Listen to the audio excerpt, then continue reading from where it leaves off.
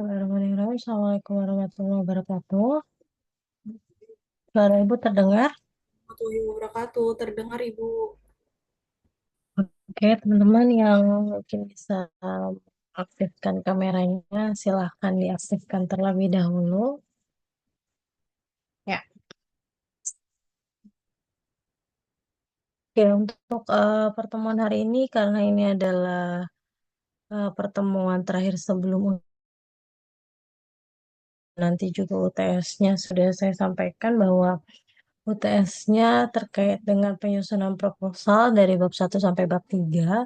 Tapi karena memang kemarin judulnya mundur, jadi kemungkinan nanti untuk pengambilan nilai UTS-nya kalian bisa kumpulkan di minggu kedua setelah UTS. Gitu ya teman-teman, jadi tetap ada deadline-nya. Nah, untuk itu sebelum Ibu mulai menyampaikan materi hari ini, mungkin saya mau konfirmasi dulu beberapa hal terkait dengan judul Green Design yang sudah saya sampaikan di minggu sebelumnya. Itu jadi mungkin dari kelas SF 212B dulu kali ya. Silakan dari judul Green Design, apakah kalian semua masing-masing sudah punya judulnya satu persatu? Ada yang mau dikonfirmasi ke Ibu dulu atau bagaimana? Silahkan. Dari kelas 2B dulu. Silahkan. Yo, kalau nggak ada yang mau konfirmasi, berarti Ibu anggap sudah clear dan tidak ada permasalahan dari judul yang masing-masing sudah kalian terima. Gimana, teman-teman? Udah deal semua dengan judulnya? Udah serak semua dengan judulnya?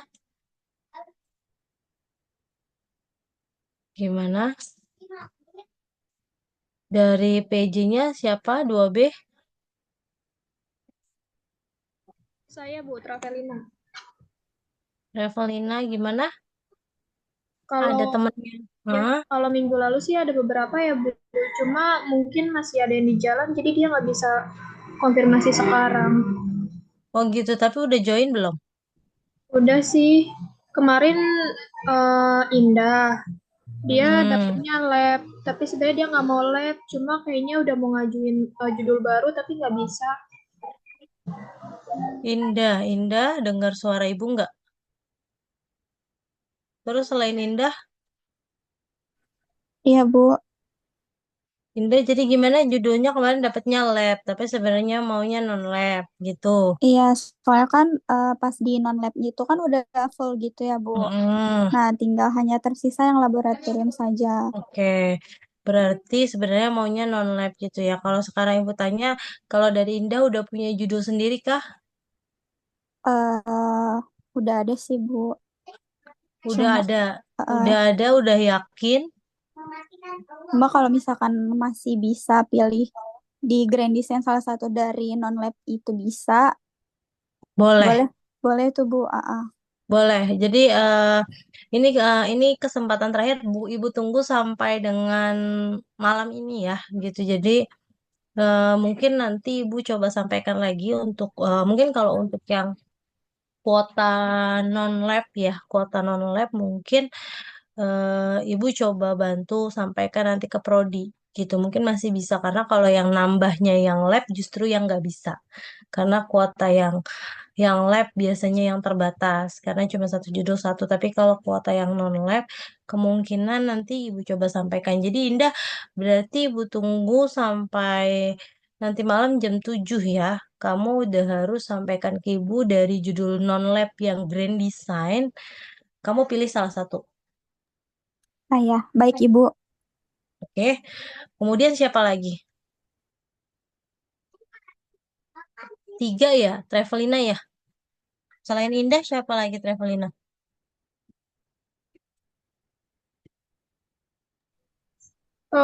Kayaknya Bu Yulita juga mau ganti judul, tapi nggak tahu ya jadi atau enggak Bu. Bu siapa? Yulita. Yunita. Yulita, Bu Yulita. Yulita sama satu lagi siapa? sama Romli, tapi Romli kayak udah pasrah. Bu. Enggak, Romli mana Romli? Kalau pasrahnya masalahnya gini, pasrahnya dia dapetnya lab apa non lab Travelina? Lab. Dia dapetnya lab, Bu. Oh gitu. Tapi pasrahnya itu kan khawatir pasrahnya dia nggak paham. Kasihan juga nanti kalau nggak ibu akomodir ya. Gitu. Jadi mau boleh dia tanya sama Romli. Romli ada nggak Romli? Romli. Romli. Suara ibu kedengeran nggak? Nih si Romli suruh open mic dulu kali ya. Bisa di chat kali Travelina. Atau Bu Yulita dulu. Ya, Bu, Atau masuk siapa Bu. dulu? Masuk Romli. Suara ibu kedengeran ya. Beneran Bu. Gimana pasrah? Enggak Pasrah. Bu, enggak pasrah sih awalnya doang. Jadi gimana tetap mau dilanjut Bu labnya kah? tetap juga. Atau mau non lab? Kalau ibu kasih kesempatan buat berubah jadi non lab mau? Hmm. Kalau kalau bahannya Bu bisa diganti Bahannya apa? nggak? Lead saya Bu, Gak saya nggak bisa. tahu. Nah itu, ya berarti kalau nggak tahu ganti aja apa ke non lab. Mungkin kalau ada pilihan yang cocok Bu, boleh Bu. Ya udah coba Romli lihat. Pokoknya malam ini ibu tunggu ya. Romli Boleh lihat Bu. dari judul-judulnya yang non lab, dari judul-judulnya yang non lab. Pilih salah satu. Terus japri ke ibu. Ya, Oke Bu. Iya Bu, makasih oke Bu. ya Romli ya. Ya Oke, Bu, siap. sama-sama. Bu Yulita juga satu lagi berarti. Iya, Bu. Mau Eh ganti apa? Apa punya judul sendiri? Sebenarnya sih kemarin mau ngajuin judul sendiri, Bu. Cuman Tapi udah mulai berdamai sih dengan udah dengan udah mulai mulai berdamai. berdamai dengan dapetnya itu gitu sih, Bu. Udah mulai Eh, nyari-nyari terus bisa lah gitu. bisa. Tapi nanti takutnya kalau ganti jadi malah gimana ya, Bu? Ya udahlah, ya udah dicoba. Benar. Benar, bismillah. Tetap nggak apa-apa berarti ya. Bu Yulita Iya, ya. iya, Bu. Kalau dari Bu Oliva sebenarnya nggak apa-apa. Kalau sekarang misalkan kan masih sekarang nih teman-teman masih belum pada bikin proposal. Kalau sekarang teman-teman mau bikin, maksudnya mau berubah judulnya gitu ya ke non lab gak apa-apa. Saya coba akomodir. Nanti saya coba sampaikan ke prodi untuk kuota yang non labnya mungkin bisa ditambah. Gimana? Kalau saya kebetulan dapetnya udah non lab sih, Bu, kemarin. Oh, emang udah Iya, non lab, udah non lab, bukan yang iya, lab. Oh bukan. gitu. Oke, Hmm. ya udah berarti udah nggak masalah ya. Apa mau pindah ke lab? Tukeran sama Jangan, Romli. jangan lah, Bu. Oh ya udah. Oke, berarti udah clear ya. 2B, teman-teman yang lain Masih boleh tanya, silakan. Siapa? Bu. Iskandar. Nah, Berarti yang lab nggak apa-apa di ngambil non lab nanti nih. ya enggak sekarang dulu ibu tanya. Ya, Iskandar mau berubah. ya kalau emang itu nggak apa-apa sih berubah juga. Kamu lab dapetnya. Dapatnya lab Bu, Dapetnya apa? dapatnya lab standarisasi ekstra. Iya dapat nge-lab. Terus mau eh, berubah jadi non-lab. ya kalau Iskandar. bisa mah. Boleh ya udah berarti pokoknya berarti 3 orang doang ya. Slotnya kan tadi Bu Yulita nggak jadi berubah. Berarti Iskandar berubah. Ya. Oke ya Bu. Ntar malam coba dilihat. Pokoknya jam 7 ibu tunggu ya. Harus dijapri ke Langsung. saya judulnya. Oke siap Bu. Baik. Ya dari judul yang Grand Design yang non-lab. Oke? Makasih Bu. Oke sama-sama. Yang lain? Yang lain gimana?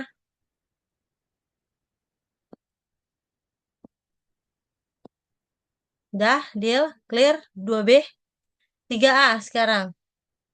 Dari 3A gimana? 3A PJ-nya siapa ya?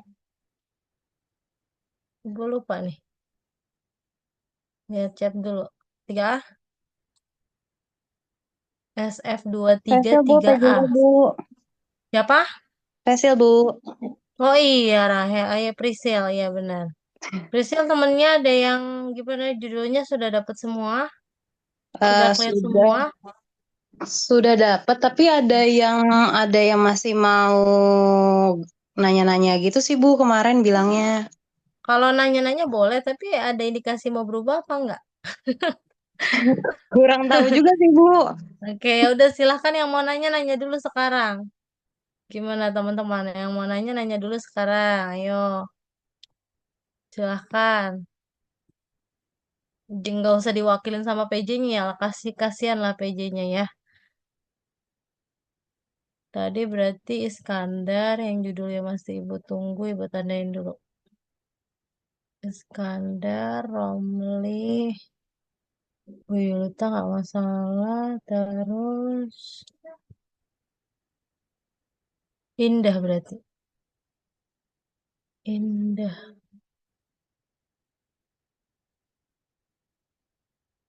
Indah emang ada Indah. Kok Indah ada? Ada yang Indah. Oke. Oke. Mm-mm. Dua, satu, satu. Dua hari. Nah, Ibu, ya, silakan. Boleh kalau dia mau tanya teman-teman. jadi gini Bu, Hmm. kan kalau grand design itu baik lab atau non lab, Hmm. ketika udah milih nih judulnya ya, Hmm. setelah itu kan otomatis harus mengikuti arahan dari si dosennya, ataukah maksudnya kayak gini, kayak lab itu kan kayak non lab itu pasti yang di metode penelitian nih ya Bu, kayak Hmm. apa gitu, atau Hmm. nanti question atau tidak questionnaire-nya gitu ya Bu. Ya. Hmm. Nah, itu kita dapat arahan lagi dari si dosen, ataukah kita punya pendapat sendiri masing-masing gitu ya Bu. Oke. Hmm. Bedanya dengan lab, maksudnya apakah lab nanti juga akan sama mengikuti arahan dari si dosen ataukah kita berinisiatif juga? Oke. Ibu jawab dulu ya Indah. Winda, jadi gini, teman-teman yang kebetulan kan memang kalau kemarin dari yang Google Form dari disebar ke teman-teman kan pada akhirnya ada yang punya judul sendiri, ada yang sebagian besar eh, dengan judul Grand Design. Nah, baik yang judulnya sendiri itu kan ada yang penelitian lab maupun non lab gitu teman-teman ya. Kebanyakan setahu Ibu kalau yang judul sendiri non lab, judul sendiri non lab biasanya untuk teman-teman yang mungkin udah bekerja di rumah sakit, kemudian ada permintaan dari pihak rumah sakit atau dari apotekernya itu kan silahkan. Nah, berarti dan kalau sudah di ACC ya berarti itu kan judul yang sudah teman-teman pilih. Kalau itu judul yang teman-teman pilih dari kebutuhan teman-teman sendiri, berarti kami yang dari IKIFA tidak mengakomodir semua sepenuhnya teman-teman yang punya ide, berarti teman-teman yang menuangkan di dalam KTI-nya. Gitu ya teman-teman. Ada juga yang punya judul, udah punya judul sendiri, tapi kebetulan berdiskusi dengan dosen gitu. Jadi judulnya nggak dari Grand Design, tapi judul dia sendiri, ide dia sendiri, tapi memang sudah ada yang memang diskusi langsung dengan beberapa dosen. Itu juga ada yang begitu. Nah, untuk yang seperti itu berarti kemungkinan memang nanti akan mengikuti arahan dari si dosen. Karena memang sudah berdiskusi gitu kan, ibaratnya sudah ada pembicaraan di awal gitu. Nah, kemudian bagaimana dengan teman-teman yang sebagian besar grand design ini gitu kan. Nah, untuk teman-teman yang sebagian besar grand design, memang baik penelitian itu lab maupun non-lab, artinya memang sudah ada konsep yang diarahkan dari IKIFA. Konsep dalam artian di sini adalah kalau yang dulu mungkin kalau teman-teman dulu dengar-dengar dari kakak kelasnya, oh dulu yang grand design mah dibikinin bab tiganya. Itu dulu gitu. Tapi kalau sekarang memang tidak dibuatkan, tapi teman-teman sudah diarahkan. Jadi misalkan yang non lab, misalkan penelitiannya judulnya A. Nah, nanti di situ ada arahannya, ada draftnya, template-nya mungkin dalam bentuk Excel nanti untuk judul tersebut berarti metode penelitiannya apa. Kemudian pakai kuesioner atau lembar pengamatan. Nah, nanti itu dikasih tahu populasi dan sampelnya siapa. Terus nanti penelitiannya di mana. Nah, kalau penelitian di mana ini sebenarnya kalau teman-teman yang milih judul rumah sakit, klinik, ataupun puskesmas, itu memang tidak diarahkan dari kami. Kalau mengenai tempat, itu sepenuhnya diberikan kebebasan ke teman-teman mau milih di rumah sakit mana. Karena tiap rumah sakit kan punya alur atau prosedur perizinannya masing-masing. Nah, itu kalau untuk tempat, teman-teman dikasih kebebasan untuk milih. Gitu. Tapi kalau mengenai guideline yang ada di bab 3 terkait metode, kerangka konsep, definisi operasional, populasi dan sampel, alat dan bahan, dan lain sebagainya, itu memang nanti rencananya karena judulnya sama, cuma beda tempat, berarti yang untuk grand design akan diseragamkan gitu teman-teman. Begitu juga untuk penelitian yang lab. Apalagi kalau yang lab-lab kan judulnya hanya satu. Pasti itu judul ide dari dosen-dosen IKIFA. Nah, karena ide berangkatnya dari ide si dosen, biasanya memang si dosen sudah punya konsep yang matang terkait dengan penelitian tersebut. Jadi pasti nanti akan diarahkan. Dan untuk judul-judul tersebut kan memang nanti sudah diplot siapa dosennya di sana. Terutama untuk yang lab. Yang lab itu siapa dosen yang memberikan ide, ya kemungkinan dia akan jadi pembimbing satunya gitu. Meskipun nanti pembimbing duanya dipartnerkan dengan dosen lain, tapi yang punya ide biasanya yang akan jadi pembimbing satu gitu. Itu untuk yang lab.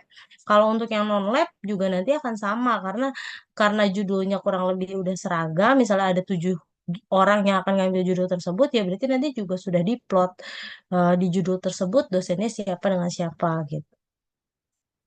Gitu teman-teman. Gimana Win? Ada pertanyaan tambahan? Berarti Cukup. ketika setiap mahasiswa yang mengambil pilihan itu Hmm, diarahkan gitu ya Bu, sampai iya. pun gitu ya. Iya, tapi gini, balik lagi teman-teman. Jadi meskipun diarahkan, kan diarahkannya saya nggak tahu kapan draft itu keluar, gitu ya teman-teman. Draft untuk bab 3 yang dibuat oleh PIC itu saya nggak tahu kapan keluar. Apakah deadline-nya sebelum, kan kalau ibu kan kasih deadline UTS itu dikumpulkan 2 minggu setelah ujian UTS praktek besok, gitu kan? Teman-teman, saya minta kumpulkan bab 1 sampai dengan bab 3 itu di eh, pekan kedua setelah UTS praktek. Gitu. Nah, berarti kalau sekiranya draft itu belum keluar, kan otomatis teman-teman juga tetap harus ngebuat bab 3-nya. Gitu kan, mau tidak mau tetap dibuat. Bukan berarti draft yang nanti diberikan juga 100% pasti betul, tidak. Nah, teman-teman sebagai peneliti juga tetap punya kuasa untuk merubah kalau memang sekiranya dianggap kurang sesuai, kurang tepat, gitu kan, boleh kasih masukan. Gitu, entah terkait kuesionernya kah, entah terkait di populasi dan sampelnya kah, boleh. Jadi memang idealnya kenapa Bu Alifa tidak mengarahkan untuk sepenuhnya kalian berharap dari draft itu, karena nantinya kalian akan nunggu. Kemudian setelah nunggu apa? Kalian justru malah nggak aware dengan judul itu karena berpikir bahwa ya udah terima aja jadi terus tinggal masukin masukin ke bab 3-nya terus kalian nggak mau nyari lagi, nggak begitu. Tapi makanya dibalik sekarang konsepnya adalah Bu Alifa paksa dulu kalian buat dari bab 1 sampai dengan bab 3 supaya mau tidak mau kalian memang harus memahami judul yang sudah kalian pilih gitu. Jadi eh, memang judul ini kan diarahkan oleh kita di IKIFA, tapi bagaimanapun ketika judul ini sudah diarahkan, kan pada akhirnya tetap teman-teman yang memilih judul ini gitu.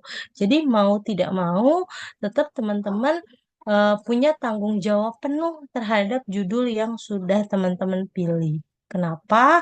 Karena kan nanti yang mau meneliti adalah teman-teman semua gitu, bukan kami gitu. Kalau kami kan hanya udah mengarahkan, terus teman-teman udah milih ya berarti sepenuhnya jadi andilnya teman-teman gitu. Oke? Berarti Ada lagi?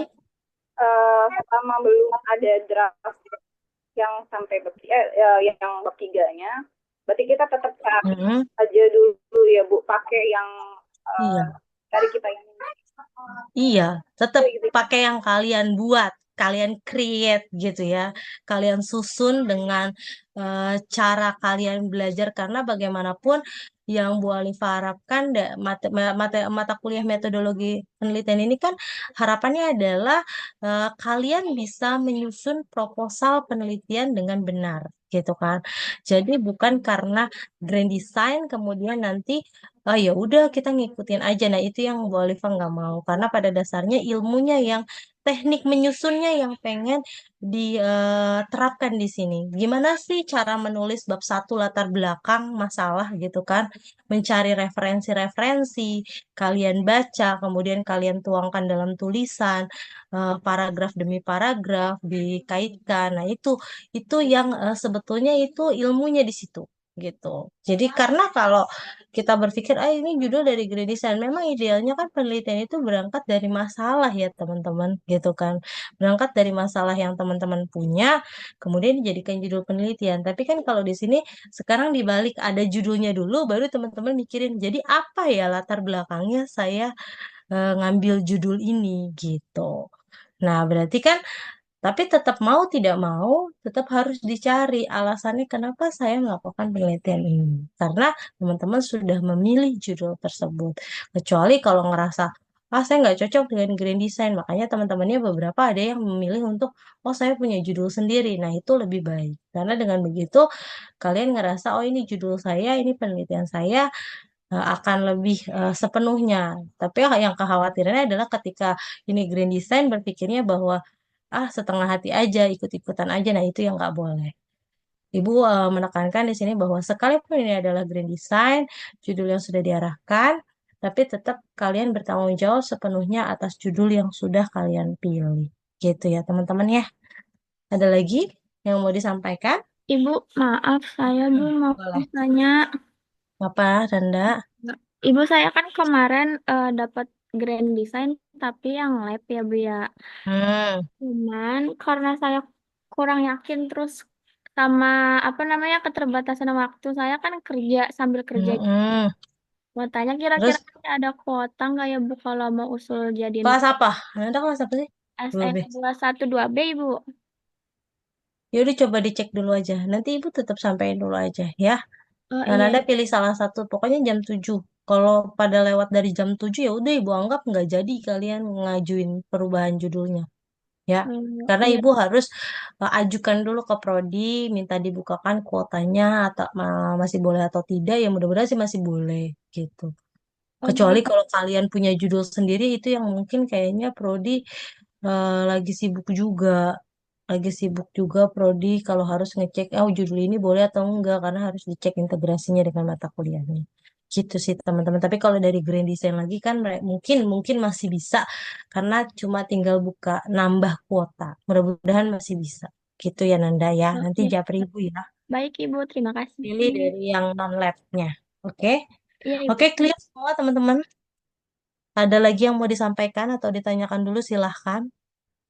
Cukup ya, berarti untuk yang berubah udah ini aja ya, jangan nambah lagi dong. Nah, kenapa Win? Yang apa proposal yang 1 sampai 3 berarti berikut dapusnya juga ya udah pakai yang Betul, Mendeley. Mendeley. Mm-mm. Ya, oke. Teman-teman bisa dipahami. Oke, sekarang Ibu. Ah, Bu mau satu nanya, apa Romli? pertanyaan udah ditanya sama teman-teman, cuman kan saya pengen tahu itu kan semisal saya nggak ganti nih, saya masih lab. Nah, ada yang bilang lab itu ada nilai yang harus ada ketentuan nilainya. Nah, itu nilainya itu nilai praktek apa, Bu? Jadi gini, teman-teman mungkin memang ketentuannya kalau dari yang dulu, setahu Ibu memang ada ketentuan nilai minimal B. Terkait dengan jadi bisa kalau Bu Oliva kan kebetulan maaf Romli bukan orang farmasi ya jadi kan emang Bu Oliva kan dosen penunjang gitu kan karena keilmuannya bukan farmasi tapi setahu Bu Oliva setiap judul itu pasti berkaitan dengan praktikum di mata kuliah tertentu jadi bisa jadi di satu judul itu berkaitan dengan 3 atau 4 mata kuliah praktikum misalnya ada itu berpengaruh dengan praktikum farmakognosi gitu. Nah, itu ibu yang nggak tahu tuh. Nah, biasanya itu nanti prodi yang ngecek kalau terkait nilai. Tapi apakah mungkin misalkan dari 4, 3-nya sudah B, 1 enggak, ya kemungkinan diloloskan atau enggak ya mungkin bisa jadi diloloskan. Tapi yang harus dipastikan adalah teman-teman bukan hanya dari sisi nilai. Karena kalau nilai itu kan kadang suka abu-abu ya. Karena hanya dibatasi oleh tugas, kalian ngerjain tugas terus nilainya terus UTS-nya lumayan, UAS-nya lumayan, absennya masuk terus ya harusnya aman gitu kan. Harusnya aman. Nah, jadi agak abu-abu. Tapi yang paling penting adalah ketika kalian memilih judul tersebut atau dapat judul itu gitu kan. eh, Harapannya adalah memang kalian paham dengan judul yang kalian pilih itu. Itu yang paling penting sih kalau menurut Bu Alifa. Gitu. Ya Romli. Oke, makasih Bu. Ya. Ada lagi teman-teman? Cukup? Ya, kalau cukup Bu Alifa mau sampaikan hari ini materi tentang tinjauan pustaka dan metode penelitian ya. Karena ini berkaitan dengan bab 2 dan bab 3 teman-teman semua. Baik itu penelitian lab ataupun penelitian non-lab. Sebentar, saya buka dulu PPT-nya.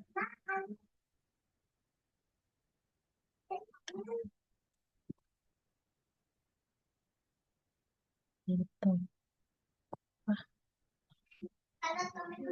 Hmm.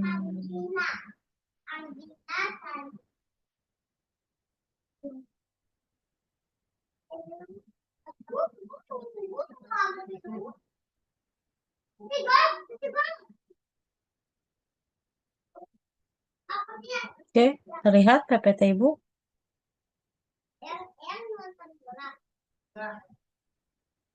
Sudah terlihat? Apa belum? Sudah, Bu. Nah, oke. Ya, saya izin langsung nyampein ya teman-teman.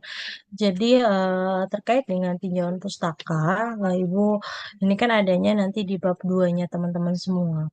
Jadi tinjauan pustaka ini adalah salah satu bab yang memang agak berbeda dengan bab 1 dan bab 3. Kenapa Ibu bilang beda? Karena kalau di bab 1 pendahuluan yang sudah saya sampaikan adalah ataupun di bab 3 mereka kan mengikuti subbab yang ada di template skripsi kalian. Contoh kalau di bab 1 pendahuluan itu kan ada subbab latar belakang, ada subbab perumusan masalah, ada subbab tujuan penelitian, ada subbab manfaat penelitian. Nah, itu semua memang sudah menjadi aturan yang harus ada. Nah, berbeda dengan tinjauan pustaka. Kalau tinjauan pustaka ini berkaitan eratnya dengan judul. Jadi, tiap-tiap orang punya isi tinjauan pustaka yang berbeda-beda. Gitu ya, teman-teman. Nggak bisa disamain. Kenapa? Karena bergantung pada judul kalian. Karena kalau judulnya yang lab pasti jauh berbeda dengan yang non-lab. Karena ini bicara soal teori. Teori terkait dengan variabel yang akan kalian teliti. Gitu. Jadi memang isinya jauh berbeda. Gitu ya teman-teman. Misalkan teman-teman yang ngelihat hubungan pengetahuan dan kepatuhan gitu pasien hipertensi.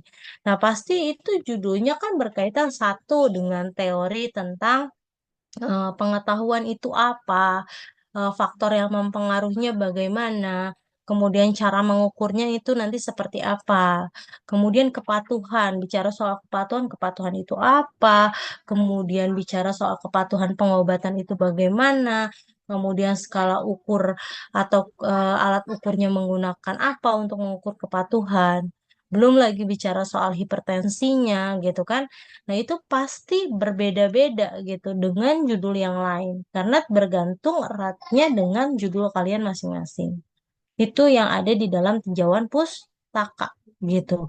Nah, biasanya yang ada di dalam tinjauan pustaka itu kan lebih banyak ke definisi, ke faktor penyebab dan lain sebagainya. Nah, mungkin memang referensi yang paling banyak ditaruh di dalam daftar pustaka adalah referensi dari buku gitu, teman-teman. Ya, kemudian apa yang harus kalian lakukan untuk menyusun tinjauan pustaka ini? Yang pertama adalah kalian harus mencari literatur. Itu pasti. Yang kedua, kalian harus tahu aturan sitasi itu buat apa. dan bagaimana, dan kemudian kalian harus merumuskan landasan teorinya jadinya seperti apa yang akan kalian gunakan di dalam penelitian kalian gitu. Nah, untuk literatur yang memang diatur di IKIFA sendiri, untuk pustaka yaitu kalian harus ambil pustaka buku yang ber-ISBN itu minimal ada 20%-nya dari total daftar pustaka kalian. Jadi kalau misalkan daftar pustakanya ada 20 pustakanya, ada 20 pustakanya misalkan di situ. Berarti 20%-nya berarti minimal ada 4 buku di situ. Harus ada 4 buku ber-ISBN. Nah, kemudian untuk jurnal ilmiah minimal ada 40%-nya. Gitu. 40%-nya berarti sekitar ada 8 pustaka dari jurnal. Gitu ya. Baik itu jurnal nasional ber-ISSN tidak terakreditasi maupun jurnal yang lebih baik itu jurnal nasional ber-ISSN terakreditasi. Atau boleh juga kalian mengambil dari jurnal internasional, boleh Bu, boleh. Tapi nggak terindeks Scopus Bu, nggak apa-apa. Tapi lebih baik jurnal internasional yang terindeks Scopus gitu. Itu untuk jurnal ilmiah. Nah, untuk proceeding atau majalah ilmiah itu kalian minimal 10%-nya dari total pustaka. Jadi minimal harus ada satu. Berarti kalau dari 20 buku berarti minimal harus ada dua.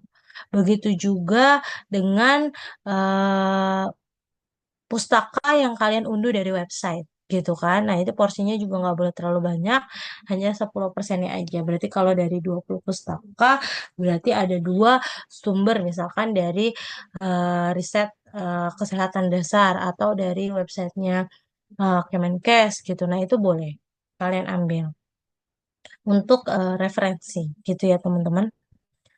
Nah, kemudian kalian di dalam tinjauan pustaka ini adalah kan baik dari bab 1 sampai dengan nanti bab 3 pasti ada sitasi. Sitasi ini apa sih? Sitasi ini kan upaya kalian sebagai penulis atau peneliti untuk mencuplik atau mengambil kalimat dari hasil tulisan orang lain, dari penulis lain yang pingin kalian masukkan ke dalam skripsinya.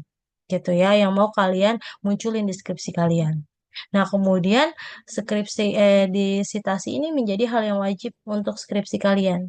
Harus ada karena kan ini karya ilmiah gitu ya. Karya ilmiah harus ada sitasinya gitu. Kemudian semakin banyak sitasi yang kalian cantumkan, daftar pustaka yang kalian cantumkan itu sebenarnya makin bisa menggambarkan kualitas dari penelitian kalian gitu. Jadi semakin banyak semakin bagus gitu. Karena artinya banyak sumber yang kalian rujuk, yang kalian baca, supaya penelitian kalian itu nggak monoton gitu. Tapi memang teorinya dari banyak sumber gitu ya teman-teman. Nah, untuk aturan citasinya sendiri, kalian boleh ambil dari buku. Untuk tahunnya dibatasi di sini, maksimal 10 tahun terakhir gitu. Nah, kalau dari buku, referensi yang bisa kalian cuplik itu banyak, boleh teori atau definisi atau eh, apa ya, rincian-rincian kayak faktor penyebab gitu. Nah, itu boleh kalian kutip kalau dari buku gitu. Nah, untuk referensinya tetap jangan lupa ditulis di dalam daftar pustakanya harus ada nama penulis, harus ada judul bukunya, harus ada kota terbitnya, harus ada penerbitnya, harus ada tahun terbitnya. Nah, nanti ditulisnya jangan lupa pakai format kutipan Vancouver gitu. Nah, kalau untuk artikel gimana Bu? Artikel boleh. Biasanya artikel itu kalian masukkan nanti di dalam bab 1 latar belakang. Nah, boleh tuh penelitian-penelitian sebelumnya biasanya kan dari artikel. Atau nanti untuk memperkuat pembahasan kalian nanti kalau udah penelitian ya, untuk bahas hasilnya, hasil dan pembahasan itu di bab 4 bisa kalian pakai artikel gitu buat memperkuat hasil dan pembahasan kalian. Nah, untuk artikel referensi untuk tahunnya juga boleh masih dibolehkan 10 tahun terakhir gitu ya untuk tahunnya. Nah, tapi yang boleh dicuplik kalau dari artikel itu hanya hasil penelitiannya aja. Jadi nanti kalau dari artikel misalkan berdasarkan hasil penelitian di tahun 2021 dapat digambarkan gitu kan terkait dengan kepatuhan pasien hipertensi sebanyak berapa persen bla bla bla. Nah, itu dicantumkan boleh. Itu diambil hasilnya saja gitu ya, teman-teman. Nah, kemudian tetap mencantumkan referensinya, siapa nama penulisnya di situ, judul artikelnya apa, nama jurnalnya, kemudian volume berapa, tanggal terbitnya kapan, dan halaman yang dikutip sesuai dengan format Vancouver. Gitu. Itu untuk artikel. Nah, kalau untuk pustaka online, kalian boleh ambil referensi yang boleh digunakan itu dari website resmi gitu ya. Nah, yang dicuplik itu berupa data risetnya aja. Kalian tetap harus menuliskan nama penulis, judul referensi, kemudian tanggal URL-nya dan tanggal aksesnya gitu ya. Jadi HTTP-nya tetap ditulis. Cuma kalau untuk pustaka online itu kalian wajib men-screenshot kalau menurut Ibu karena kalau nggak di screenshot itu nanti kalian khawatir websitenya tampilannya berubah gitu ya teman-teman ya. Oke. Nah, kemudian nanti setelah teori-teorinya kalian sebutkan, disampaikan, nah itu nanti kalian harus mencantumkan yang namanya landasan teorinya. Jadi kesimpulannya gimana sih? Misalkan terkait hubungan pengetahuan dan kepatuhan. Jadi pengetahuan dalam penelitian kalian itu nanti ngukurnya bagaimana, kepatuhan itu bagaimana, nah itu harus dijelaskan nanti di dalam landasan teorinya. Gitu. Nah, mungkin kalau untuk yang non-lab, kemudian ada uji statistikanya di bab 2 tinjauan pustaka juga diwajibkan adanya hipotesis penelitian. Gitu, teman-teman. Oke, untuk tinjauan pustaka sampai sini ada yang mau ditanyakan atau disampaikan dulu sebelum Ibu lanjut ke bab 3 metodologi penelitiannya. Silakan, teman-teman. Mau Hmm? nanya dulu kali, Bu. Jadi kalau artikel itu kita cuman boleh mencuplik hasilnya aja ya, Bu? Betul, Kalau betul. pendahuluan latar belakang itu nggak boleh, Bu? Kalau pendahuluan latar belakang nggak boleh. Biasanya kan kalau misalkan dia ngambil terkait dari pembahasan mana gitu.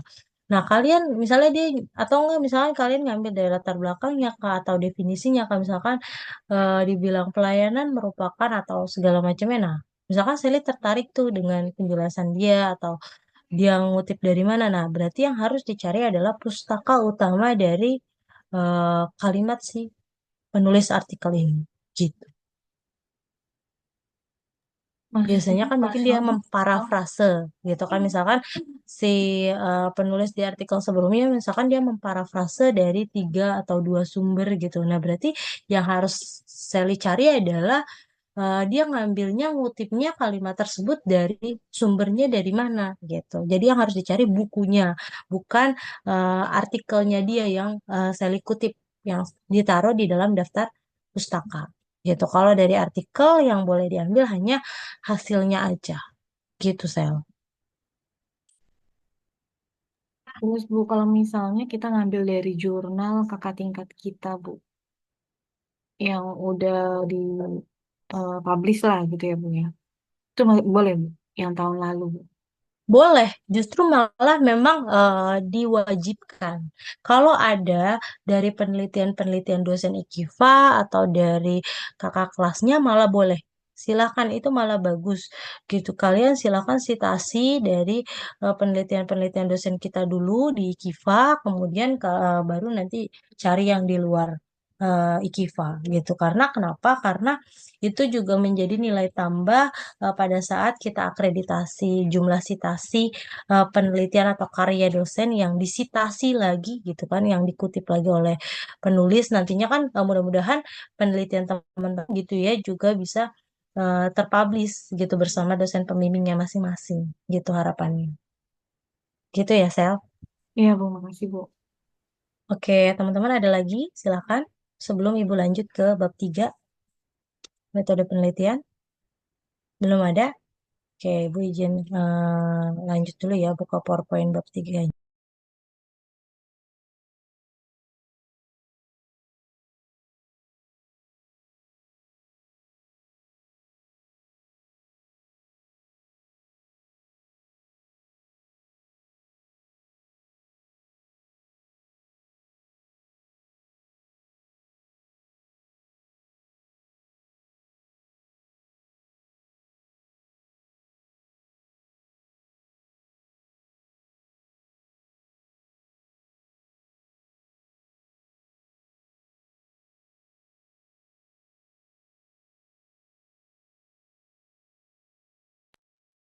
Oke, udah terlihat PPT Ibu?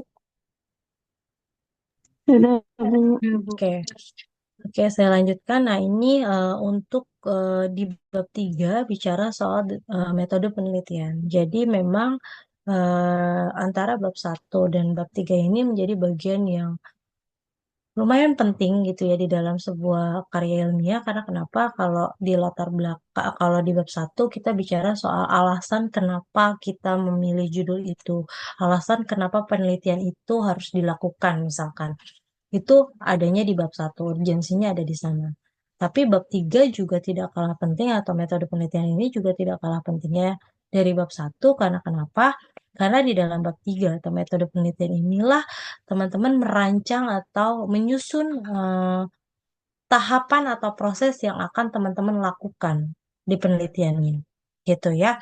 Karena kenapa? Karena kalau di bab 3 ini, di metode penelitian, itu teman-teman harus menguraikan metode apa sih yang dipakai di dalam penelitiannya. Kemudian kerangka konsepnya, variabel yang teman-teman gunakan, variabel bebasnya apa, variabel terikatnya apa, gitu. Nah, itu harus dijelaskan di kerangka konsep. Kemudian dari variabel bebas dan variabel terikatnya, variabel tersebut harus dijelaskan di dalam definisi operasional, gitu ya. Definisi operasional misalkan tadi bicara soal, mungkin ada yang meneliti tentang hubungan atau pengaruh kesesuaian waktu tunggu terhadap pelayanan kefarmasian misalkan. Nah, berarti harus diuraikan tuh apa jadi waktu tunggu dalam penelitian ini yang seperti apa. Itu dijelaskan di dalam definisi operasional. Kemudian jenis penelitiannya yang dipakai itu yang bagaimana. Kemudian lokasi dan waktu penelitiannya, lokasinya mau di mana, waktunya kapan, itu kan teman-teman udah harus memikirkan juga. Harus dijelaskan juga di dalam proposalnya. Karena untuk mengestimasi mungkin nggak penelitiannya berapa bulan gitu. Nah, itu harus dijelaskan di situ. Kemudian alat dan bahan, baik itu yang lab maupun yang non-lab tetap punya alat dan bahan yang akan dipakai untuk pengambilan datanya. Gitu, teman-teman. Nah, kemudian harus dijelaskan baik lab maupun non-lab punya langkah kerjanya masing-masing, punya prosedur penelitian yang teman-teman harus paham secara utuh karena sebagai penelitinya. Kemudian nanti siapa populasi dan sampelnya, berapa banyak gitu. Nah, untuk tahu akan butuh waktu berapa lama kalau sampelnya sekian ratus gitu misalkan. Nah, kemudian instrumen penelitian. Jadi kalau ada alat yang digunakan, misalkan di penelitian non-lab pakai kuesioner, berarti dijelaskan kalau di atas cuma disebutkan pakai alat kuesioner, di instrumen penelitian ini lebih didetilkan. Jadi instrumen dalam penelitian ini adalah menggunakan kuesioner untuk mengukur apa? Pengetahuankah atau kepatuhankah? Nah, itu harus dijelaskan. Nanti mau teman-teman buat dalam berapa pertanyaan gitu. Nah, itu harus disampaikan karena kan itu direncanakan. Misalkan terdiri dari 5 indikator yang akan dibuat dalam 25 pertanyaan gitu kan. Yang akan divalidasi terhadap 30 orang. Nah, itu harus dijelaskan di dalam instrumen penelitian. Kemudian terakhir ada rancangan analisis data. Ini bicara soal hipotesis penelitian, terutama untuk yang non-lab yang menggunakan analisis statistik di dalamnya. Nanti mau pakai analisisnya apa nih? Pengaruh, misalkan pakai regresi kah? Atau uji perbandingan? Atau apa? Seperti yang sudah dijelaskan di dalam mata kuliah statistika. Gitu. Nah, untuk metode penelitian, kalau dari payung besarnya sebetulnya hanya ada dua penelitian. Metode penelitian kuanti dan metode penelitian kualitatif. Gitu ya. Kalau yang kuantitatif biasanya yang nanti data-data yang teman-teman kumpulkan biasanya berkaitan dengan angka. Kemudian ada analisis lanjutannya menggunakan analisis statistika. Nah, itu biasanya merupakan metode kuantitatif yang pakai di sana. Nah, untuk teman-teman yang penelitiannya mungkin hanya pengamatan, kemudian dinarasikan, deskriptifkan doang, atau dijelaskan doang, dijabarkan secara detail prosedurnya dan hasilnya, tanpa ada perhitungan statistikanya, maka itu masuk ke dalam metode kualitatif. Gitu. Tapi, karena penelitian itu kan berkembang, dari tahun ke tahun, dari zaman ke zaman itu kan penelitian berkembang. Nah, sekarang penelitian itu bukan hanya lagi jadi dua gitu. Bahkan kalau penelitian pengembangan itu bisa pakai yang namanya mixed method gitu. Jadi penggabungan antara metode kuantitatif dan metode kualitatif itu boleh digunakan. Jadi biasanya dikualitatifkan dulu gitu. Misalkan kalau yang lab mungkin kualitatifnya dulu, diamati dulu, dinarasikan dulu, diceritakan dulu proses demi prosesnya, kemudian nanti hasilnya ada yang diuji dengan statistika. Jadi makanya ini dinamakan dengan metodenya sebetulnya masuknya ke dalam mixed method karena pakai dua metode baik kuanti dan kuali gitu di dalamnya. Nah, untuk kerangka konsepnya, subbab yang berikutnya adalah kerangka konsep. Buat teman-teman yang penelitiannya non-lab, mungkin akan, bukan mungkin ya, pasti ada yang namanya variabel bebas dan variabel terikat. Variabel bebas ini adalah variabel yang menjadi penyebab atau variabel yang mempengaruhi. Nah, sementara kalau variabel terikat ini adalah variabel yang dipengaruhi atau disebut juga dengan variabel akibatnya lah gitu. Nah, karena teman-teman yang di S1 menggunakan dua variabel, jadi harus tahu mana yang menjadi variabel penyebabnya, mana yang menjadi variabel akibatnya gitu atau mana yang mempengaruhi, mana yang dipengaruhi. Itu teman-teman harus tahu dan itu harus disampaikan, ditunjukkan entah dengan bagan itu boleh teman-teman tunjukkan mana yang X, mana yang Y. Biasanya X itu untuk variabel bebas, Y untuk variabel terikat. Gitu ya. Nah, kemudian udah dikasih tahu nih variabel bebasnya, variabel terikatnya. Misalkan kalau dari judul yang tadi boleh saya contohkan variabel bebasnya pengaruh waktu tunggu pelayanan resep terhadapnya. Nah, terhadap siapa yang dipengaruhi apanya? Oh, kepuasannya. Apakah kalau waktu tunggunya sesuai pasti puas pasiennya? Kemudian apakah kalau waktu tunggunya sering ngaret pasiennya pasti nggak puas? Nah, atau gimana? Nah, ini mau dilihat misalkan. Nah, berarti variabel bebasnya adalah waktu tunggu karena penyebabnya. Nah, akibatnya apa? Mempengaruhi kepuasannya. Berarti yang menjadi variabel terikat adalah kepuasannya. Dan ini harus dijelaskan. Variabel X dalam penelitian ini adalah waktu tunggu pelayanan resep. Definisinya apa? Oh, waktu tunggu itu adalah waktu yang dibutuhkan oleh petugas farmasi dalam menyiapkan obat. Dari mulai resep diterima sampai obat diserahkan. Kemudian harus dikasih tahu juga, berarti ngukurnya pakai apa kalau waktu tunggu? Apakah by system dari rumah sakit atau masih manual? Kalian harus hitung pakai stopwatch. Resepnya masuk, nanti selesainya di jam berapa? Gitu kalian lihat.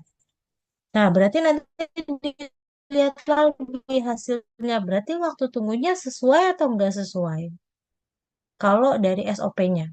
Gitu misalkan. Oh, misalkan non racikan lebih dari 30 menit. Berarti sesuai atau enggak sesuai? Nah, berarti itu harus disampaikan. Hasilnya akan melihat sesuai dan tidak sesuai. Gitu. Nah, skalanya apa kalau sesuai tidak sesuai? Oh, berarti mungkin pakai skala nominal. Nah, selanjutnya untuk variabel terikatnya juga harus dijelaskan, teman-teman.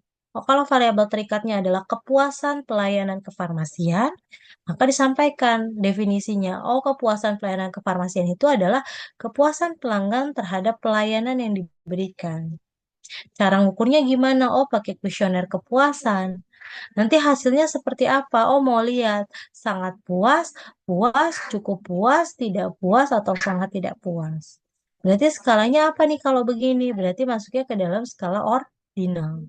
Nah, itu dijelaskan di dalam subbab definisi operasional, teman-teman. Nah, selanjutnya ada subbab jenis penelitian. Jadi kalau tadi metode penelitiannya pakai kuantitatif kah atau kualitatif kah? Nah, jenis penelitiannya dijelaskan nih. Penelitiannya mau pakai apa? Pakai survei kah? Atau penelitian di lab pakai eksperimen kah? Gitu. Atau apa? Gitu, dijelaskan. Gitu.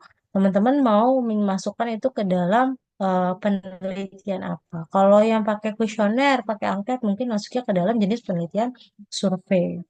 Gitu. Atau kalau penelitiannya di lab, berarti mungkin masuk ke dalam penelitian eksperimen. Oh, kalau pakai data yang lampau, mungkin masuk ke dalam penelitian historis. Nah, bisa juga.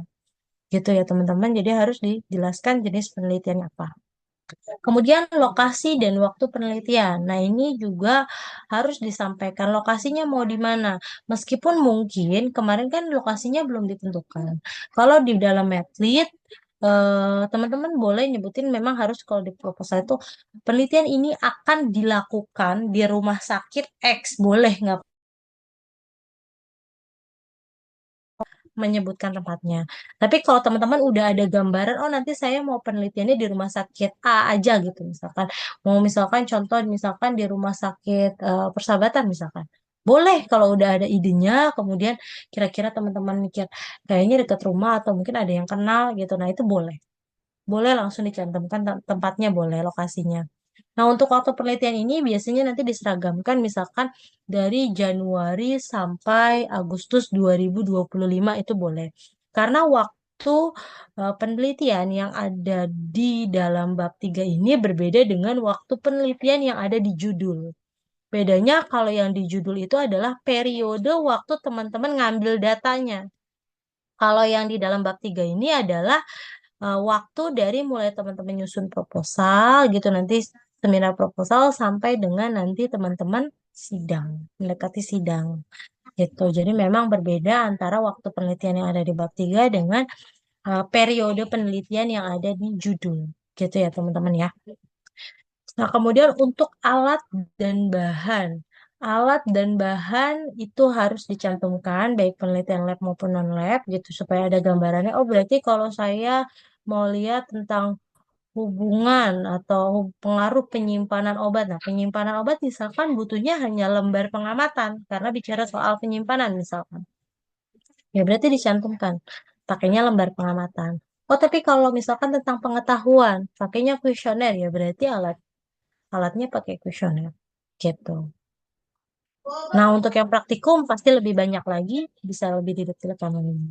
Nah, kemudian ada langkah kerja dan prosedur penelitian. Ini dua subbab yang saling berkaitan.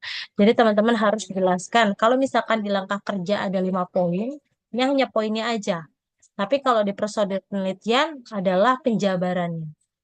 Atau didetailkan. Misalkan di langkah kerja ada 5 poin. Misalkan eh, mengajukan perizinan, melakukan survei pendahuluan, menyusun instrumen penelitian misalkan.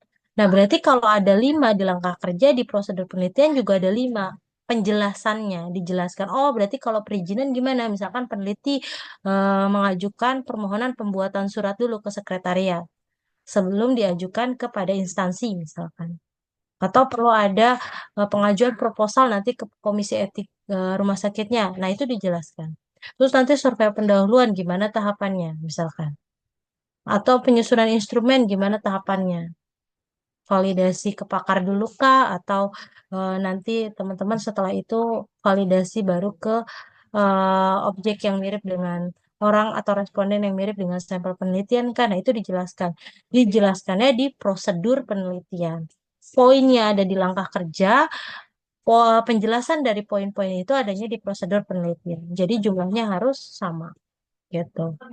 Nah, kemudian populasi dan sampel, baik lab maupun non-lab, non-lab itu harus tetap menjelaskan siapa populasinya dan siapa sampelnya. Misalkan penelitian yang lab, meskipun itu pakai ekstrak daun apa gitu. Nah, berarti kan populasinya tanaman apa, sampelnya adalah daun apa, yang seperti apa, butuhnya berapa banyak gitu kan. Terus diambilnya atau dibelinya dari mana gitu. Nah, itu juga harus dijelaskan di bagian populasi dan sampel. Nah, kemudian untuk instrumen penelitian tadi seperti yang Ibu bilang, kalau di alat dijelaskan misalkan lembar pengamatannya juga dijelaskan. Jadi lembar pengamatan terkait penyimpanan obat yang mau teman-teman ukur adalah meliputi apa aja isinya, kolom-kolomnya. Misalkan nama obat, terus entah jenisnya, entah bentuk sediaannya, entah tanggal expirednya, entah kondisinya, entah di tempat mana menyimpannya itu harus dijelasin. Atau kalau yang pakai kuesioner dijelasin nanti kuesioner ini terdiri dari berapa pertanyaan, akan divalidasi ke berapa orang, nah itu dijelaskan di dalam instrumen penelitian gitu. Nah, terakhir ada rancangan analisa data ini berkaitan dengan statistika yang akan teman-teman gunakan. Mau uji pengaruh, mau uji hubungan, mau uji perbedaan, mau uji pre-post, Nah, itu dijelaskan statistikanya pakai apa. Begitu juga yang lab, kalau memang ada uji perbandingan, misalkan pakai uji Tukey gitu kan, atau pakai Wilcoxon dan lain-lain, atau uji-uji yang one way ANOVA. Nah, itu bisa teman-teman sampaikan di rancangan analisis data gitu. Oke, berarti sudah Ibu sampaikan untuk bab 2 dan bab 3-nya. Mudah-mudahan nanti teman-teman bisa menyusun proposalnya gitu ya. Karena kalau dibilang, Bu, saya masih nggak ngerti, Bu, saya masih bingung, jelas. Kalau belum belum memulai, semua kebingungan itu akan terus ada gitu. Tapi kalau nanti nyusun, berarti kebingungan hilang, Bu, enggak juga, makin bingung bisa gitu kan teman-teman. Tapi cuma pada dasarnya ketika kalian sudah mulai menyusun, kalian akan mulai mencari tahu tentang judulnya, mulai membaca gitu kan, mulai merangkai kalimat, mulai mengumpulkan referensi gitu kan, mulai berdiskusi sama temennya gitu, atau berdiskusi dengan dosennya gitu, yang mungkin teman-teman tahu, oh kayaknya judulnya ini pernah diajarin di mata kuliah ini nih gitu. Nah, boleh aja gitu. Oke, sampai sini ada yang mau ditanyakan dulu kah? Silakan, atau mau disampaikan Ini dari sih, Bu, kedua saya bab? mau tanya. Boleh. Kemarin kan saya ngajuin dulu tapi belum dengan wilayahnya. Kalau misalkan Hmm. saya untuk tambahin wilayahnya, saya ngechat ke mana ya, Bu? Ke Ibu Alifa juga. Oh, untuk yang kamu punya judul sendiri ya, Neng? Iya, Bu. Iya, kalau untuk yang punya judul sendiri nggak apa-apa, nanti kan tetap ada pemilihan di SIA. Nah, nanti di SIA pun biasanya kalau udah punya dosen pembimbing, begitu mau maju seminar proposal itu nanti di open aksesnya untuk mengedit judulnya. Nah, kalau misalkan Lulu mau nambahin tempat penelitiannya, boleh langsung di proposalnya aja, nggak usah WA ke siapa-siapa, udah bunyiin aja langsung di proposalnya gitu, di judulnya sama di bab 3-nya. Oh ya, siap, Bu. Ya, Makasih, Bu. oke, sama-sama. Ada lagi teman-teman yang lain? Ibu mau tanya, Bu. Mm-mm, Kalau ngutip bab satu kan misal saya mau ngutip dari jurnal, Bu. Berarti mm-mm. dari abstraknya nggak boleh ya, Bu? Nggak, kalau dari abstrak mau ambil hasilnya ya boleh. Kan di abstrak Nggak bisa kayak kebunyiin tuh ada hasilnya. teorinya juga gitu, Bu. Jangan, teorinya dia ngambil teori itu dari bukunya siapa. Berarti nanti malah harus cari pustaka utamanya. Kalau review artikel, Bu, di bab satu kan dia nggak ada Hmm, sumbernya gitu. Itu hmm. boleh diambil, Bu. Boleh dilihat lagi dulu sumbernya dia dari mana. Kalau bisa dari misalnya dia ngutip juga dari artikel. Coba artikel yang dia kutip, lihat lagi dia kutipnya dari mana gitu. Baik, Bu. Terima kasih, Bu. Ya, Bu, izin kalau dari artikel Kemenkes boleh nggak, Bu? Ya boleh, boleh, boleh. Itu kan artikelnya Kemenkes kan resmi juga gitu. Ya, kamu misalnya ngunduhnya dari website Kemenkes. Ya berarti misalkan yang kamu tulis sebagai pustaka online, ya berarti jangan lupa HTTP-nya dicantumkan gitu ya, teman-teman. Oke, Bu, satu lagi, Bu. boleh. Kan untuk misalkan latar belakang itu kan Hmm. kalau saya ngambil dari data, misalkan dari data Dinkes kan Hmm. otomatis harus ada surat pengantar dari kampus ya, Bu. Ya, Nah, itu dikasihnya kapan, Bu, kira-kira? biasanya nanti ya lu kalau udah seminar proposal ya, kalau nggak salah. Iya, kalau nggak salah kalau udah seminar proposal atau minimal sudah punya pembimbing biasanya, ha. Biasanya baru mulai mengajukan permohonan pembuatan surat. Tapi kayaknya sih setelah seminar proposal deh. Karena kan kalau setelah seminar proposal itu artinya judulnya sudah disepakati oleh kedua pembimbing dan kedua penguji gitu loh. Ya. Kalau misalkan di latar belakangnya, saya kan Hmm, ambil datanya itu dari hmm, Badan Statistik. Nah, BPS. ya, Hmm, terus di metodenya itu saya pakai kuesioner itu nggak apa-apa kan ya, Bu? ya nggak apa-apa. Oh Nggak iya, apa-apa Bu. kan kalau yang data dari BPS itu kan cuma untuk ngerujuk data yang kalian cantumkan biasanya untuk memperkuat latar belakang kah gitu. Ya teman-teman ya Iya, Bu. boleh aja. Paham. Paham ya. Oke, Ibu absen dulu sambil nunggu yang lain mungkin mikir mau nanya apa. Widiawati ada 3 dulu ya Ibu absen 3. Widiawati ada? Ada nggak? Widiawati.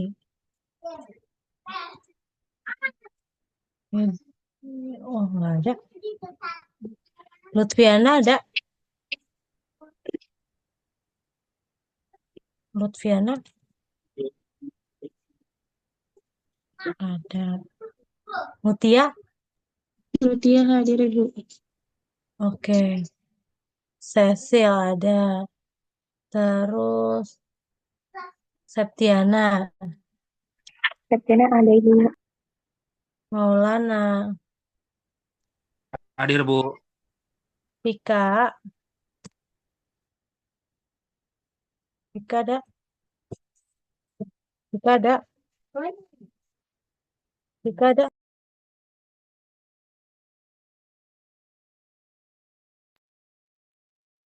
Pika. Coba saya cari dulu. Pika, Pika. Ihwatunida ada?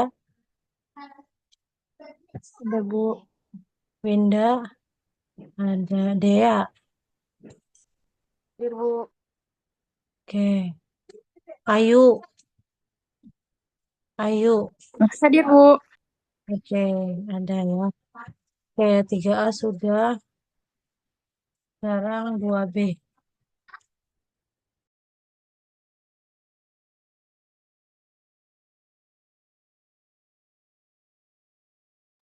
Bu, mau tanya, Bu. Bu, kalau Boleh. sampelnya Nah, itu tuh nah. biasanya itu tuh kita nyari sendiri atau memang kayak rekomendasiin atau memang kayak udah disediain atau gimana, Bu? Kalau sampel kan nanti berkaitan dengan tempat ya Romli ya. Kalau tempat aja kalian milih sendiri, berarti nanti sampel juga kalian harus ambil sendiri gitu. Karena dari penentuan tempat, terus kan dari tempat, misalkan nanti rumah sakit A, di rumah sakit A itu ada perizinan di sana. Nah, perizinan itu berarti kan entah entah prosedurnya di sana bagaimana, apakah cukup ngajuin proposal, terus dikasih tahu lulus atau enggak, terus bayar untuk pengambilan datanya, itu ada yang begitu. Atau mungkin ada komisi etiknya yang minta proposalnya masuk, harus presentasi dulu di sana, terus baru dapat jawaban disetujui atau tidak. Kalau disetujui berarti baru bayar, baru bisa ngambil data untuk sampel penelitiannya. Begitu, Romli. Jadi memang kalian sendiri yang Itu berproses. itu kan yang non lab ya, Bu ya. Kalau yang untuk yang lab, Bu, Kalau untuk yang lab, Romli biasanya dari awal begitu. Biasanya karena ini ide dosen, nanti kalian akan dikumpulkan oleh dosen yang punya judul tersebut. Nah, nanti untuk bahan, biasanya memang dosennya udah tahu nanti belinya di mana. Nah, terkait pembiayaannya seperti apa, Bu Alifa agak kurang tahu ya kalau penelitian di lab. Tapi mungkin ada, karena ini mungkin nantinya mau buat luaran dosen kah atau bagaimana, Ibu nggak ngerti gimana pembiayaannya, apakah nanti disubsidi oleh dosennya, gitu kan, atau nanti berapa persen mahasiswa, berapa persen dosen, itu juga tergantung kesepakatan kalian dengan dosen pembimbingnya masing-masing. Gitu, Romli. oke baik, Bu. Makasih, Bu. Gitu ya. Jadi Romli mau tetap lab apa ganti non-lab? Ini bakal tetap lab deh, Bu. Tetap lab aja, Iya, nggak jadi non-lab. nggak jadi. Ya, memang setiap judul punya plus minusnya ya. Berarti Romli nggak jadi berubah nih. Berarti tiap judul memang punya plus minusnya, teman-teman. Kalau untuk kalian yang penelitiannya di lab, ya mungkin kemudahannya adalah kalian hanya perlu apa ya, komitmen waktu. Karena ini bicaranya nanti terkait dengan pengamatan kalian murni di lab. mengenai nanti bahan dan lain sebagainya itu pasti akan dibantu kok oleh dosen pembimbingnya untuk tahu beli bahannya di mana, alatnya, atau nanti kalaupun misalkan di IKIPA nggak mungkin labnya, berarti nanti dikasih tahu lab di kampus mana yang mungkin disewakan, terus kalian bisa nge-lab di sana. Itu pasti diarahkan. Ya tetap mau lab maupun non lab, tetap kalau yang tidak bisa di IKIPA tetap berkaitan juga dengan instansi lain gitu, tetap berkaitan dengan pihak luar gitu teman-teman. Jadi semua punya plus minusnya masing-masing. Intinya yang mau Ibu eh, tekankan adalah pastikan ketika judul ini sudah kalian pilih, kerjakan sepenuh hati supaya kalian bisa memahami secara utuh penelitiannya dan eh, kalian gak kebingungan sendiri gitu. Jadi waktunya juga gak banyak kebuang. Kalau kalian bingung, kelamaan mikir bingung, galau gitu, nggak mulai-mulai gitu. Bener kalau kayak Romli misalnya udah ya udah deh Bu, saya nggak apa-apa lab aja. Nah itu lebih baik gitu. Daripada lab ntar ke non lab lagi, ntar ke lab lagi. Aduh gimana ya? Ya, karena memang semua punya plus minus masing-masing. Kemudahan dan kerumitannya juga masing-masing gitu. Di lab ada kerumitannya gitu, di non lab juga sama ada. Di lab ada kemudahannya, di non lab juga ada kemudahannya. Gitu ya teman-teman. Oke, berarti sekarang Ibu absen lagi dulu sebelum nunggu yang lain mungkin mau tanya juga. Bu, nanya Bu. Boleh. Terkait citasi ya, Bu. Kan Ibu tadi bilang kalau saya kurang jelas, dengar yang tadi itu, Ibu bilang kan kalau kita ngambil citasi, ternyata dari si peneliti itu dia mensintasi lagi gitu ya. Nah ternyata dari kan kata Ibu lihatlah dari sumbernya gitu ya. Sumber yang diambil. Nah ternyata si sumbernya juga dia mensintasi lagi gitu. Berarti apakah itu tidak harusnya kayak kita cari lagi Oke, gitu. berarti gini Win, kalau kayak gitu. Berarti kan idealnya gini. Kenapa jadi saya harus apa ya? Menggunakan kacamata orang lain. Kalau tadi Winda bilang, bagus deh artikelnya si A. Tapi ketika kita mau lihat, oh si artikel A ini ngerujuknya juga ke artikel lagi. Terus capek banget dong kita nyari pustaka. Kenapa kita nggak cari aja buku yang kurang lebih kalimatnya hampir sama maksudnya dengan kalimat yang kita mau kutip. Kan AI sekarang banyak tuh. Misalnya mau cari misalkan outcome klinis merupakan bla bla bla gitu. Kayaknya bagus banget nih ilmiahnya gitu. Cari aja pakai AI gitu. Lihat Google Books gitu. Pasti nanti ada kok di Google kalian tulis aja kalimatnya atau apa. Nanti keluar kok kalian kliknya buku, book keluar buku. Kan langsung malah dapet bukunya. Jadi nggak usah repot nyari dari citasi orang, ngeliat lagi pustaka utamanya, ternyata dia citasi lagi gitu kan Win. Kalau dulu ibu fleksibelnya atau mudahnya ya begitu. Gitu saya nyari, kalau saya mau nyari definisi, bagus sih kalimat ini orang gitu. Ya coba aja kalimat yang kayak gini, agak di copy dikit, cari di Google tek, cari keluarnya kliknya book gitu. Keluar nggak sih ini di Google Book gitu? Buku apa? Nah, bukunya yang saya coba baca gitu. Gimana, Min? Tapi dari Google itu tidak terbuka semua Bu. Cuma berapa? Memang kan kita harus bayar ya. Karena masalahnya kayak misalkan Bolivia juga bikin buku karena kita untuk nerbitin buku kan juga bayar. Jadi para penulis itu pasti ada fee-nya di situ karena memang jarang penulis yang memang memberikan free gitu karena memang dari tahapan proses dia bikin buku itu kita udah berbayar gitu teman-teman. Itu alasannya ya emang karena gini sih mau nggak mau dulu zamannya saya nggak jarang e-book gitu dan masih sedikit gitu maksudnya saya nyari juga agak-agak banyak kan masih buku hard copy ya mau nggak mau ya makanya dulu saya sidang bawanya koper gitu kan. Kalau kalian mungkin cukup bawa flash disk atau punya Google Drive, masukin semua sumber atau bahkan di Mendeley gitu kan udah ada semua. Itu kalian nggak perlu bawa pakai koper gitu, pakai online nunjukin aja gitu. Kalau dulu saya beneran bawa 2 koper gitu, bener-bener untuk nunjukin ini loh citasi buku saya, bahkan saya stabiloin, saya kasih post-it gitu untuk tulis, oh ini pustaka ke-8 dari halaman segini, saya stabiloin, saya lipet lagi gitu. Memang harus sampai segitunya sih, Win, pada saat kita menyusun. Gitu ya, teman-teman. Banget perjuangan ya Bu. Semangat, benar. Nanti gitu udah jadi baru mikir, oh ternyata bisa ya saya nulis gitu. Meskipun awal-awalnya dulu saya juga kalau sama pembimbing juga sering dibercandain gini, Alifa, kamu nulis tuh kayak kereta, nggak ada titik komanya gitu kan. Terus misalnya datang lagi, ini nggak nyambung ini gitu. Sampai dibilang, kamu punya nggak sih temen tuh guru bahasa Indonesia gitu? Kenapa Bu? Gini. Coba minta tolong dia dibacain dulu punya kamu gitu supaya nyambung. Ya memang itu. Kadang sampai 2-3 bulan tuh cuma nyusun latar belakang loh saya. Memang selama itu. Karena memang susah kalau di latar belakang itu kan karena mengkaitkan bukan teori ya, lebih ke misalnya data, riset dengan penelitian sebelumnya kan itu nggak mudah. Memunculkan masalah demi masalah itu kan juga nggak mudah gitu. Gitu sih teman-teman, ya memang harus semangat karena dengan menulis pada akhirnya teman-teman dipaksa untuk apa membaca. Ya, karena mahasiswa zaman sekarang kan minim literasi ya, gitu ya.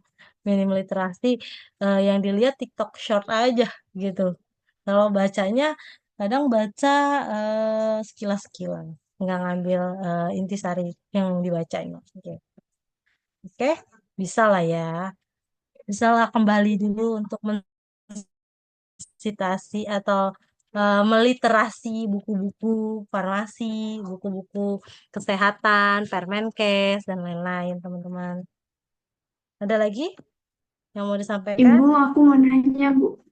Ibu, Ibu, kamu kan boleh. tentang tingkat, Bentar, Ibu cas dulu ya. Takut mati laptopnya. Ibu kan tentang judulnya tentang tingkat pengetahuan ya, Bu. Mm-mm. Nah, terus Terus? referensinya aku udah dapet Ibu, misalkan dari laporan Diskesdas Nasional. Nah, di dalam Mm-mm. buku itu kan cuma ada tabel, misalkan dia yang tidak patuh minum obat hipertensi itu berapa persen, Mm. yang patuh tuh berapa Mm. persen. Mm. Berarti Mm. otomatis aku kan ngolah data ya Bu, ibarat gitu kan. Mm. Itu boleh kan Bu ya? Kan Kalau dari saya katakan Riskesdas, sendiri. boleh. Maksudnya kan kalau dari Riskesdas itu kan munculnya tabel. Ya berarti kan Betul. memang harus kalian terjemahkan ke dalam kalimat berdasarkan data riset kesehatan dasar tahun 2023 diperoleh hasil bahwa tingkat kepatuhan mengalami peningkatan sebanyak 70%. Ya berarti kan memang harus kalian tampil karena nanti grafik data Riskesdasnya dimasukkan ke dalam lampiran. Gitu. Oke Bu, terima Paham? kasih. Mm-mm. Oke, ada lagi teman-teman. Dia ada nggak nih Ibu sambil absen? Hadir Dia, Ibu. Ada. hadir.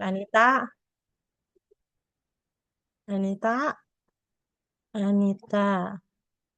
Cek dulu. Ini pada nggak ada di depan laptop ya nih. Anita mudah-mudahan dengerin ya. Atau enggak mudah-mudahan paham nanti nyusun. Proposalnya Mala. Romli ada. Yulita ada. Anissa. Rahma Hadir Ibu. ada nggak? Oke. Travelina ada. Lulu ada. Septi Berta ada nggak? Cuti, Bu. Oh, cuti. Oke. Ayo dia, ada tadi. Roida ada nggak? Roida, Roida, Roida, Roida.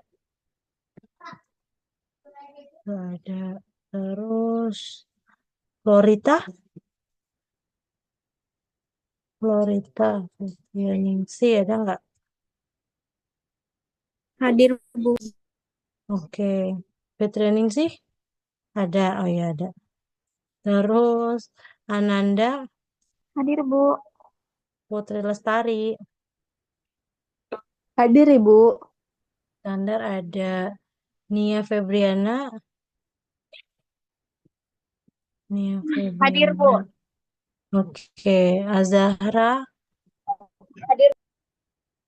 Arta, Hadir Bu, hadir. Yunita, oke. Salsabila, Hadir Ibu. Mutiara, Hadir Bu. Nia, Hadir Bu. Nia ada Setia Wafa, Hadir Ibu. Wafa. Oke, Indah ada Siti Azkia, Hadir Bu. Hilmi, Teli ada Selfie, Hadir Ibu. Anita, Anita hadir Ibu. Deborah. Deborah Nah, hadir. Oke, oke, Bu Sef absennya. Oke, teman-teman, ada lagi nggak yang mau disampaikan? Udah maghrib. Ibu, saya mau nanya. Boleh, Rika. Satu lagi ya. Bu, Mhm. Ibu kan saya ngambil penelitian green design Terus? yang oksidasi masker rumput laut. Hmm.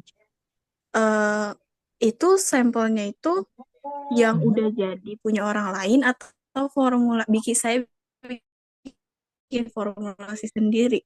Waduh, kalau kayak gitu Ibu harus tanya dulu ya ke Prodi karena nanti Prodi juga ngecek dulu itu judulnya dari dosen siapa, terus konfirmasi kalau langsung ke dosennya. Kecuali Vika mau langsung tanya ke Prodinya, gitu. Apa, apa tadi judulnya? Antioksidan pada masker. Uji antioksidan. Iya, uji antioksidan pada masker rumput laut. Oh ya udah ntar kalau Boleh itu besok deh boleh tanyain ya ke Prodi ya. Oke, Itu makasih Bu. maksudnya pakai yang udah jadi apa bikin dari Iya, awal ya? Nah, iya, gitu kan? Ya iya oke. Bu. Oke. Makasih Bu. Oke, teman-teman. Oke, sama-sama. Cukup mungkin ya. Jadi nanti silakan dibuat dari bab 1 sampai bab 3. Karena udah ajan juga, saya nggak enak kalau masih harus terus ngomong. Oke, mungkin Ibu akhiri. Kurang lebihnya Ibu mohon maaf. Assalamualaikum warahmatullahi wabarakatuh. Waalaikumsalam warahmatullahi wabarakatuh. Terima kasih Bu. Ya, sama-sama.